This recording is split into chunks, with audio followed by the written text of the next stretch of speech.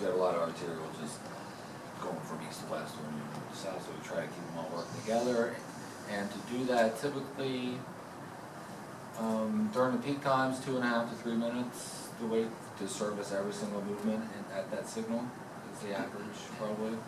And then the off-peak times it gets a little lower, and then hopefully if everything's working as perfectly as it should be, like at midnight or something, it should operate quickly. Like it knows you're coming and it changes color. Well, it'll know when you get there at least. Okay. Shouldn't have to wait. Just during the, Sorry. Did you system-wide adjustments for the school year? yes.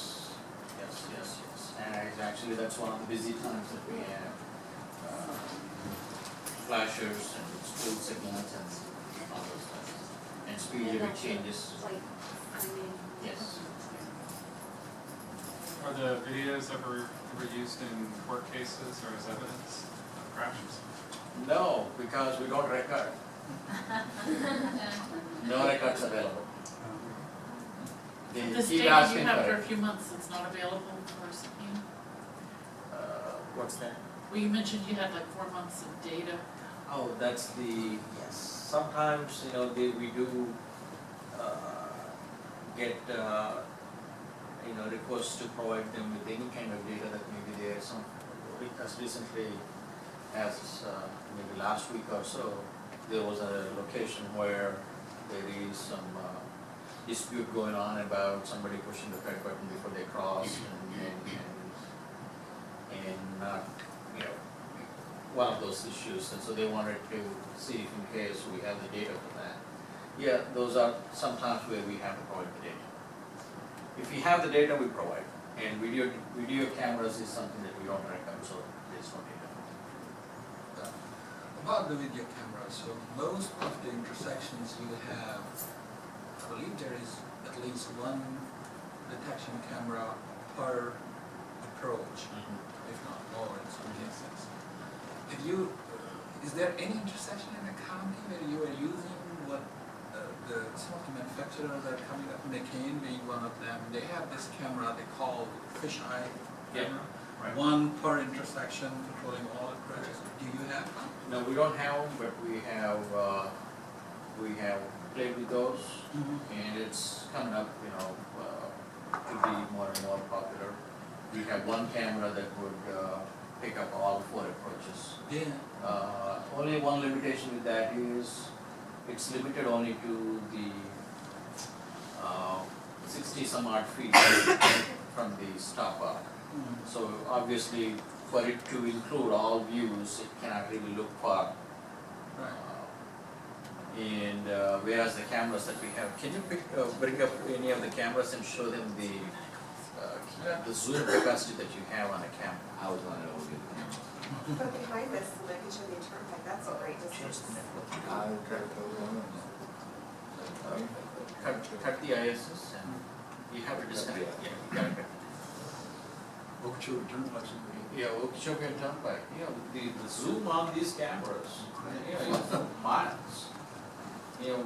From the camera that Charlie just pointed out, Okeechobee and camera, we can see vividly, even military trail area or something like that. Whereas the camera that we're talking about only gives you limited view there. Yeah, but for minor intersection, it could be a great saving. And savings wise, money wise, big savings. We're talking about, at least cutting down half of it. Yeah, I was talking to DFT for a number of these situations, but they don't seem to be favorably inclined until they say more of the maintaining agencies start using them. Well, until last year, it was not on the Florida approved product list. Now they are on the APO. So as more and more agencies start using it, I think the receptivity also changes. DOT, as Charlie mentioned previously, does not force any product on the agencies. They will give the say or the decision to the agency to say, do you want to take this product? Because ultimately we are the ones that will have to maintain it. So we don't want to be buying 10 different kinds of manufacturers out there and having to stock up parts. for 10 different manufacturers, so that's also one of the things. Is that Steve controlling that camera? Yes. Can we get his phone number? Yes, you can get his one. So how many other counties around the state have offices much like this one? Broward County has an office similar to this, slightly even bigger. And I would say every agency has an office, just the scale varies. You know, some of them they probably have in a shop, you know, just 2-3 screens and whatever. And then some of them have more stuff. But I think every agency probably has one. Even Boca also, you know, probably has 1/3 of this room or something like that, but they still have their own little control room. The manipulation that occurs to address situations to get the flow Yes. seems obviously very necessary, but are there some parameters as it relates to the impacts on, for instance, side street delay and how that's balanced?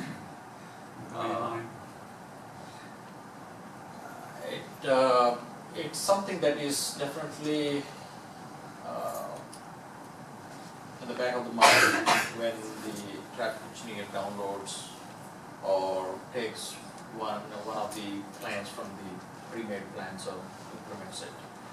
That's definitely a consideration. We don't want to be just doing something that would just pose up everybody else. So you have to maintain the balance. And you do that on a temporary basis. Is there something kind of protocol that you use if you're going to make that a permanent change?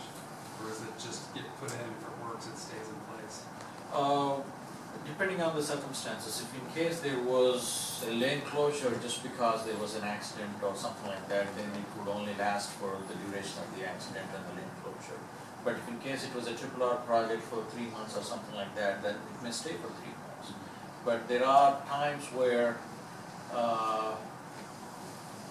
you identified that the existing timing plans are not adequate because there is just 5% additional traffic on this Kishavi Boulevard because of whatever, maybe the new developments or new road connection or whatever.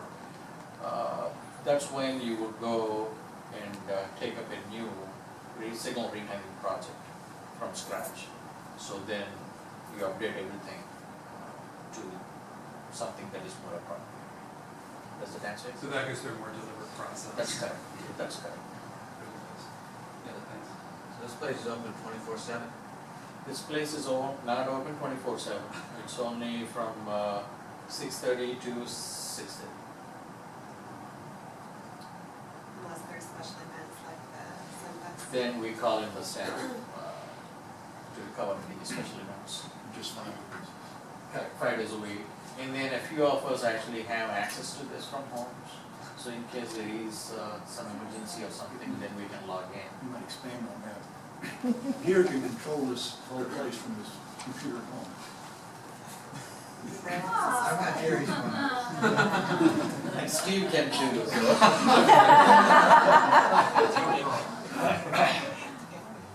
Is there something that alerts you that say I-95 southbound is closed at Yamato all of a sudden because of an accident? Do you kind of get a blip and you say, oh, we need to look at that? For that example, I-95, since that is state control thing, we don't get something like that, but there is for state, there is a 511, what do you call a website.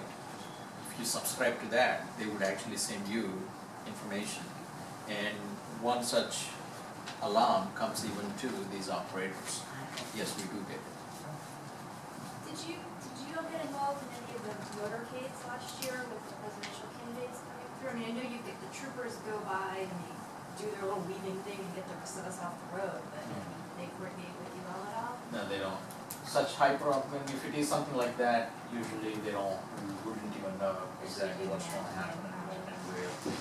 We would generally know, like, maybe this could be, they might be taking Australian or maybe taking military classes, and they don't really zero it down to this and then come and do this sort of thing. FBI and all those guys, they take over. They do what they want. They don't trust us. Secret. They are pretty proprietary information for security reasons, but, when lights, cease to work at an intersection, is there a notification instantly? Yes, yes. If it goes into flash or if it goes complete dark, and then what we do with that information is, if in case we do find out that if it is an equipment failure, then we would notify our traffic operations shop folks.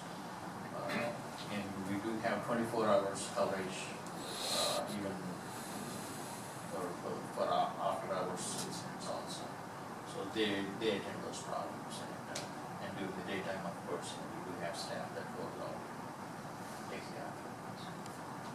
Have you been hacked? No, Would you admit it? Was there a question? There's a question about the lights going out. Is the local law enforcement notified yes. to respond to the? Local enforcement gets notified and what happens is the call gets distributed to EOC and also our operations. So EOC guys, they dispatch the officers out there by the time, we get out there and do things. Probably people don't find traffic as interesting as some of the other things, they don't hack it.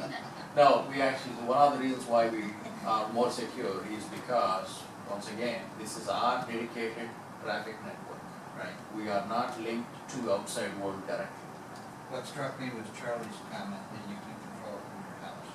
I You have. tie into the fiber optic system itself then, rather than through the phone line? No, what I do is, you're familiar with the VPN system, so we VPN into some other, it goes through several layers of login, password, 10 different logins and all that stuff finally brings me down to this computer. So, It's a long ways to get there. Who would want to hack it? So they don't care. but that's an important question too. Even if in case somebody were to get access to it, there is something at the intersection level which will not allow anybody to do anything other than standard operation, which is you cannot actually make green for two conflicting movements, even if in case you wanted to from the controller or from the computer.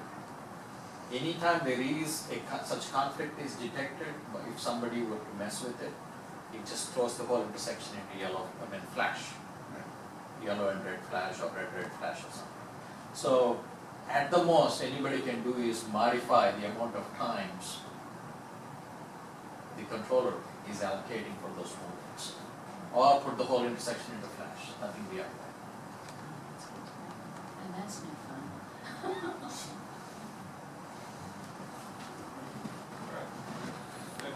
Anyone else doesn't have any questions? Thanks, Giri, for spending your afternoon here, explaining all of this to us.